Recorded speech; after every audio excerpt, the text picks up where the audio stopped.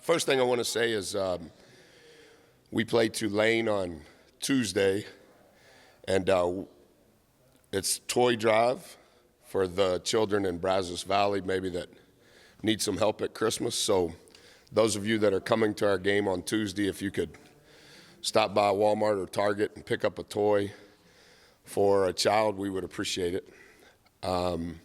We've had a good week. We were off last Wednesday following New Orleans. We worked Thursday, Friday, Saturday exclusively about ourselves. We were off Sunday. Nailed down some of the things we needed to get better at on Monday and Tuesday. Our guys have been in a really good groove. We were off yesterday, and now it's 2-day prep for TCU. TCU with a great win last night over Utah. They present multiple problems for us.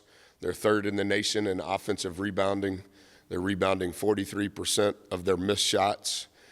They have one of the premier guards in the country, number one, really good with the ball in his hands for himself and making the game easier for his teammates. Be good to play in the Toyota Center. None of us have ever done that. So we're thankful for our former players that are going to be there. We've made a concerted effort to get as many there as possible. So we just started prep for that earlier today, and excited to be able to finally play again. What about facing Emmanuel Mildred? I just think that that's part of what's going to happen in college basketball. And I actually, without expanding on it too far, I think that's what's going to happen across the country in every sport. The model has completely changed. Thinking about, well, who's on the team and the rosters changed so much. I think that was kind of the thing to say on social media in the spring. I think it's the same thing that will be said across all teams every year going forward. Everything is new. That's why they're having to figure out how to reconstitute the NCAA, and all the smart people are trying to figure that out over the next 6 months. But I think that'll happen multiple times. We appreciate what he did for our program and what he gave to us in his 2 years, and he's playing at a really high level for those guys. Do you guys need this break? It's the longest break, Olin, I've ever had in my career in non-conference. Have never played 8 games in November. Wasn't really sure what to think about it. I think part of my answer is because we went 7-1 and lost to a top 15 team. But in hindsight, you never get 5 days of practice where you don't have to talk about an opponent.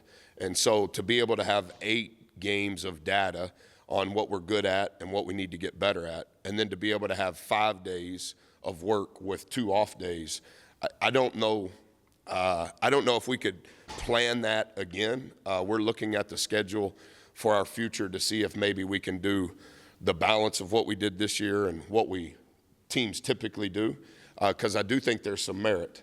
The negative is we haven't played, and so there's something to be said about being in a routine of playing, but to be able to have practice and concentrate, watch tape on yourself, practice just on yourself, be able to spend more time on the things that you want to be better at and not have to worry about the pie chart of how much time we're given to the opponent or to certain things. I do think it's been good. Henry Coleman, I know we've talked about how much he fits into your program and everything like that, but off the field, from what we've heard about him, he's a pretty good fit for Texas A&M with his cowboy boots and everything like that. Him and Four have been incredible. And I know people mention that I was an assistant here. I was an assistant for Coach G. That means I wasn't here very much. I was gone a lot.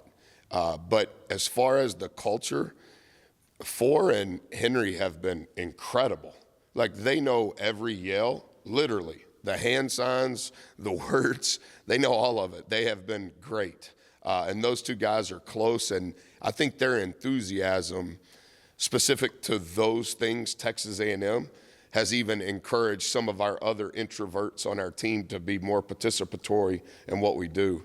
He's been great. He comes from an incredible family. Obviously, I've known him since he was young and got to know their family when we were recruiting him at Virginia Tech. But he's, for someone who couldn't take a visit and we couldn't take a visit to see him. It was all done on Zoom like everybody else across the country. Man, I think he's hit the ground running, not only on the floor, but off the floor. How much did that culture where he came from with the hunting and the cowboy boots, was it an easier sell for a place like this? Yeah, I think his shuffle probably has the same music that yours has. He has a wide variety of interests. He can have a conversation with you about many more things than I could ever have a conversation with you about. He's well-read, very thoughtful. His parents are unique individuals, and the combination of how they've raised him and his brother is inspiring to me as a parent. They are really good people that believe in blue-collar work ethic, but also do not want to be limited by just a label of a player. And so they have always maybe pushed education just as much as they have athletics. His dad was a really good player for Coach Beamer. His mom is ultra intelligent. Both of them have had great careers in multiple industries, and you can kind of see that both him and his brother, they've had experiences in a lot of different avenues. And I think so he's very worldly in being able to have conversations, like I said, about things that I can't have a conversation about. Buzz, what do you like most about offensively? Four guys right there, just over 9, and obviously Q leading the way with both. Very balanced. You like that? Yeah, I was talking to one of the staff members earlier today. I think early in my life, I was a glass half empty person. And I think later in my life, I have become more glass half full.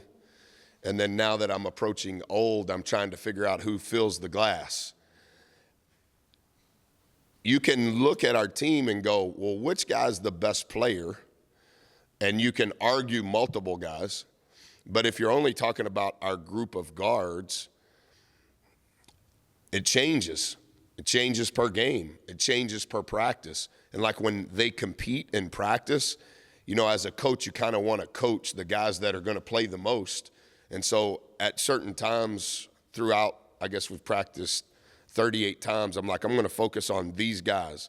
And then as soon as I start focusing and trying to give my energy to that group of guys, the other group of guys are just whipping them. And I'm like, yeah, I can't even figure out which one is which.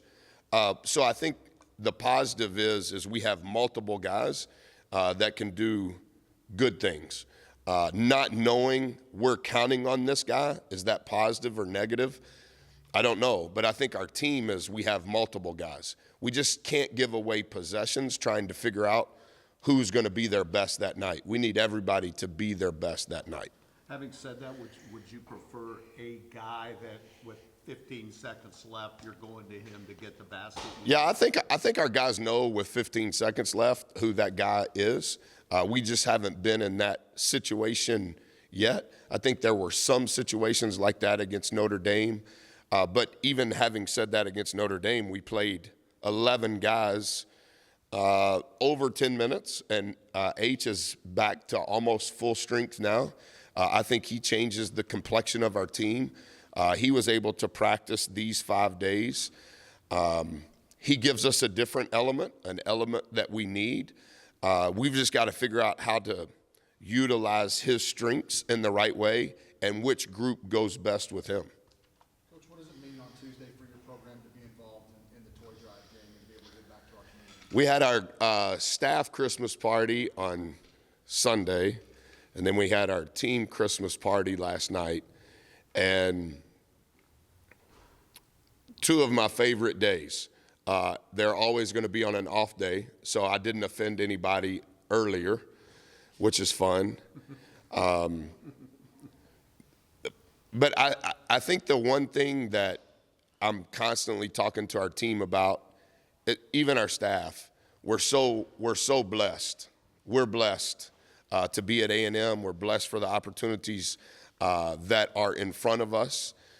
But it's always this time of the year, I think it's just human nature to realize how blessed you are and how others are not necessarily not blessed, but maybe they're in a tough spell. maybe they're going through some things and things aren't going right. And so that's why I said what I said at the beginning. We need to all give toys because we got enough toys. And so the people that don't have them, we should give some of our toys to them because that's what we're supposed to do. So with time off and not necessarily preparing for a team, Mm. have you gotten a chance to watch some games at all this last week? I've studied a lot of TCU, obviously, and I kind of have a process, Chip, on what I do 2 days before a game, what I do 1 day before, and then I also have a process of how I close down a game. So Sunday, the first half of the day, I'll have to close down TCU before I start, even though it's 2 days before on Tulane. So I've been able to study more of us than I normally would, and I think that's been good. I have watched a few more games because we didn't have a game. I've been recruiting a couple of days in this mix, but it's strange, you know, to be able to be at home consecutive nights, not preparing for an opponent, and watch another team. And in some ways, I think that's healthy to be able to watch another team, to be able to see, is this good, is that bad? I've done a couple of mini research projects just based on stuff I like to study on our team and who does it better and how could we figure out how to mix that in.